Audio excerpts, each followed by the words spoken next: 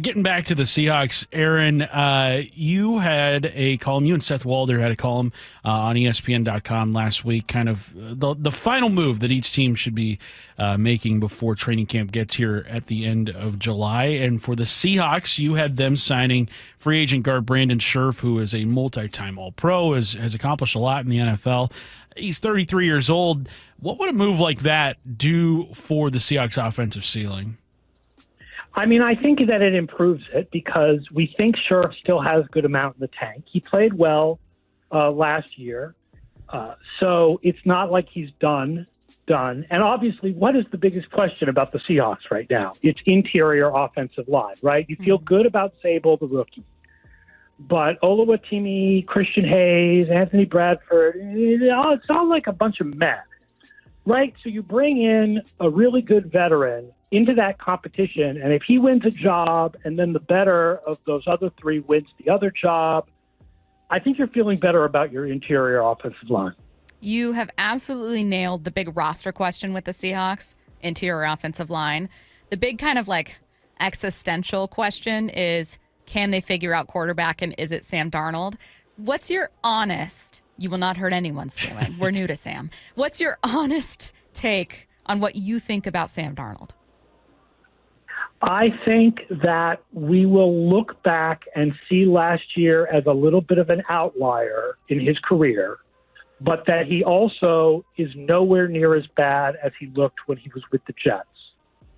And while he doesn't have the track record of Kevin O'Connell as far as boosting quarterbacks, I think that Kubiak is a good offensive coordinator. What he did at the beginning of the year before everybody got hurt for the Saints was good. I think the bigger issue for Darnold is that he goes from having maybe the best receiver in the game and a very good wide receiver too, and a very good tight end to, some talent, but nothing like Justin Jefferson. You speak of that wide receiver talent here in Seattle. Cooper Kupp, the biggest addition made in the offseason, obviously a household name to NFL fans, but when you look at his game right now, age 32, how much do you think he has left in that tank?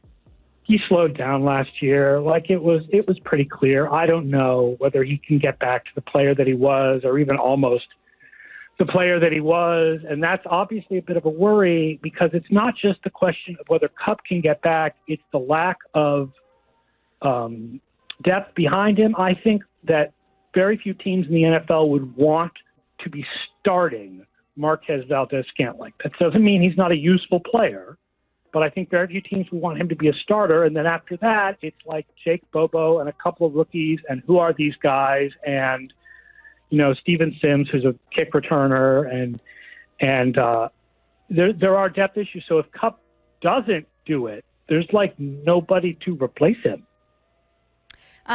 I have a question that's going to take us a little bit off the rails, but we're getting into territory familiar for you. We're talking stats.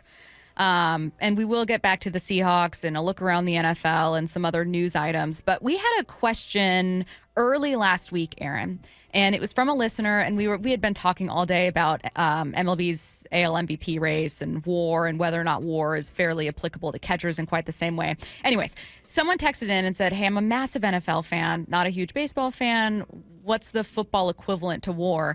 And we were like, yeah, there might be AV or some random things, but I could not for the life of me think of something that was equivalent, because football is so fundamentally different. The closest I got was saying, I guess maybe you look at situations, in which case DVOA, something you created, would be the closest thing. But I wanted to throw you the same question and say, how would you best try to decide a player's value in football? I love my stat. It's a great stat. It's a great. That's the first one I thought of. I don't do for every player, right? I don't have individual DVOA for offensive linemen or defensive linemen. I will mention that both Pro Football Focus and Sports Info Solutions do have a version of something that they call wins above replacement, or WAR. Now, the PFF one in particular is based on a lot of scouting grades rather than necessarily stats. but it kind of agrees with the eye test for the most part. And one of the things that WAR shows in football is just how much quarterbacks are so much more important than any other position. There are very few players that reach 1.0 wins above replacement in either formula from either company that are not quarterbacks. I'm looking at some over-under win totals, and the Seahawks right now are like 7.5 and 8.5 for some other companies. And I want to know if the Seahawks eclipse that 7 to 8 win range this season, what do you think has to go right for them to eclipse that win total? The most realistic idea of how the Seahawks will suddenly become a really good team is that Mike Macdonald's defense totally gels, right? Improved in the second half of last year. They were like the number 11 defense or something in my numbers. Better in the second half of the year. Macdonald's defense with the Ravens improved in the second half of his first year. That took a big step forward in the second year. If the Seahawks take a similar step forward, you feel very good about how this team will do. Obviously, if the offense, if Darnold plays as well as he did last year, that's good too. But listen, Darnold last year was like 15th among quarterbacks. Like, he wasn't great. It was just that he was way better than he'd been in the past, and also their defense was really good. So the best case scenario for the Seahawks looks similar to last year's Vikings. The defense is really good, really well coordinated, and the quarterback is a little bit above average. How would you describe Mike Macdonald's defense? Complicated. How so? Pass rushers not necessarily coming from where you think they're going to come. Obviously like Devin Witherspoon, for example.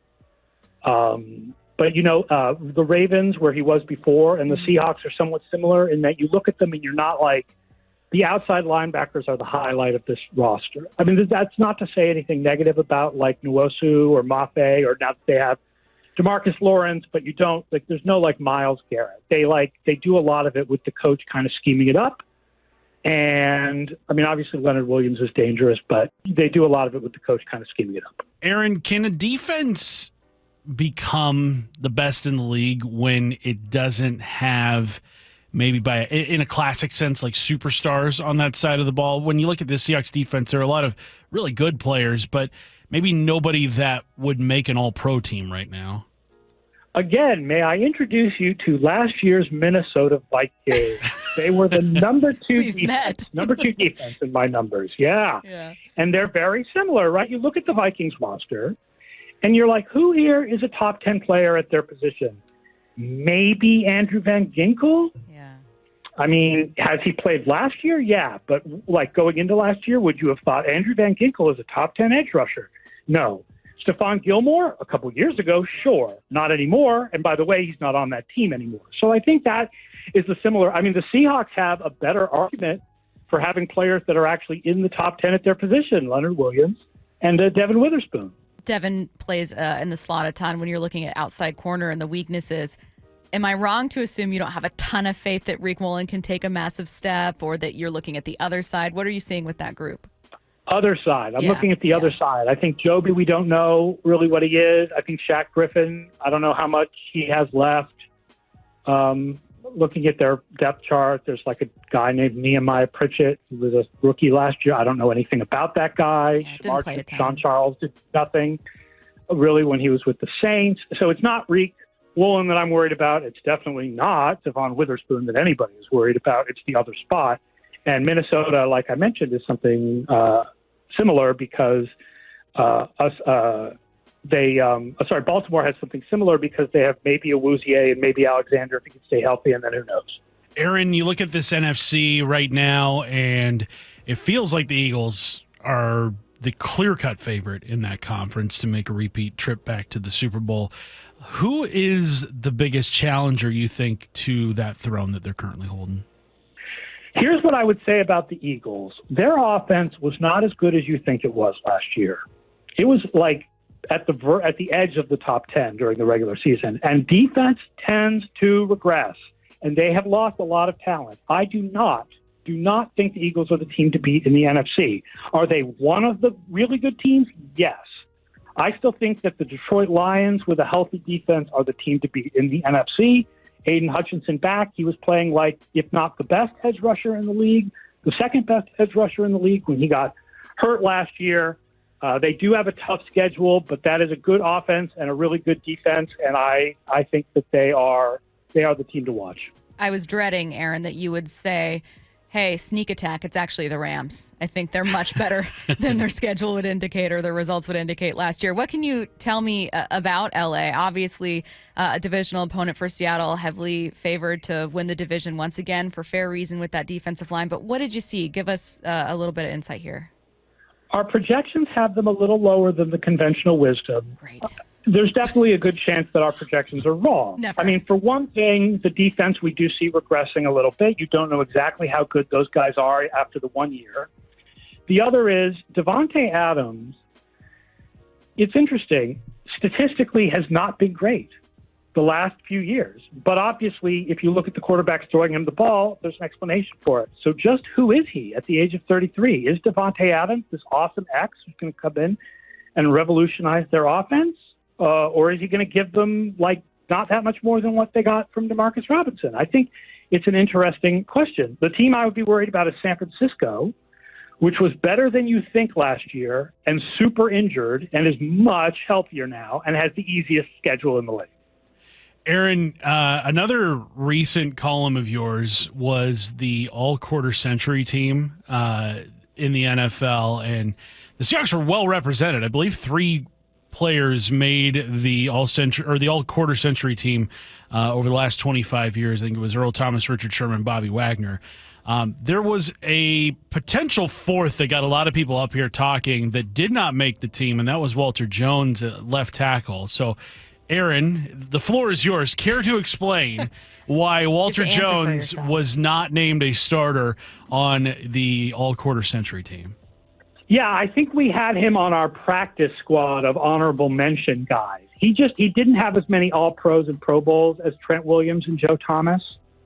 That's not to diss. He obviously had a really great career, but we just felt like he didn't come in quite as high as Trent Williams and Joe Thomas. We looked with the offensive linemen in particular because you don't have stats for those guys from the Walter. You have some charting stats now and next-gen stats now, but you don't have that for Walter Jones and Jonathan Ogden. We looked a lot at sort of how were they viewed at the time.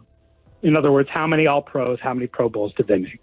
What was my last question for you, unrelated to the Seahawks, but related to this piece, which was a fun read, and we got so many conversations from it. What was maybe the biggest name that you heard in response from fans, whether a pushback or a snub or someone that they were confused about? Like, what did you find was a common thread in feedback? It's not even close. People thought we were insane to put Priest Holmes on the team. It was rather so than fun. LaDainian Tomlinson or Adrian Peterson. Priest Holmes was so good for 3 years. So incredibly good. Like, people forget how good he was as both a rusher and a receiver. It was the beginning of the century, right? So you don't remember it as well. And maybe he didn't run over guys as much as like Adrian Peterson, so you don't remember. But Adrian Peterson, mostly it was like that 1 year. Holmes had 3 years like that. I'm glad that you're staying on business with it. I really am. You're 10 toes down on this one, Aaron. He is FTN Fantasy's Aaron Schatz. You're awesome. Thanks so much for joining us. Thanks, Aaron. Thanks for having me. And folks, the FTN Football Almanac comes out in about a week and a half. You can pre-order it at ftnfantasy.com/almanac.